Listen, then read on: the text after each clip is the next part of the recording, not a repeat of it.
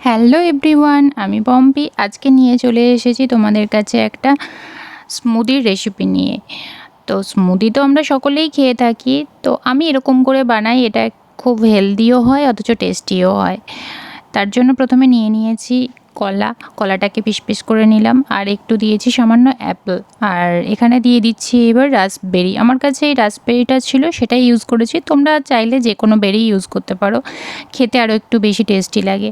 তো তারপরে দিয়েছি একটু টক দইটা বেশ অনেকটা পরিমাণেই দিয়েছি, আর দিয়েছি এখানে একটু গুঁড়ো দুধ। এটা তোমরা চাইলে স্কিপও করতে পারো। তারপরে দিয়েছি সামান্য একটু ব্রাউন সুগার। তো এবার একটু মিক্সিতে ঘুরিয়ে নিয়েছি, ব্যাস রেডি হয়ে গেল আমাদের হেলদি অথচ টেস্টি স্মুদি। তো এটা যেহেতু আমি আমার মেয়ের জন্য বানিয়েছি, তোর মুখ থেকেই শুনে নাও ওর কেমন লেগেছে। বলো তো মা।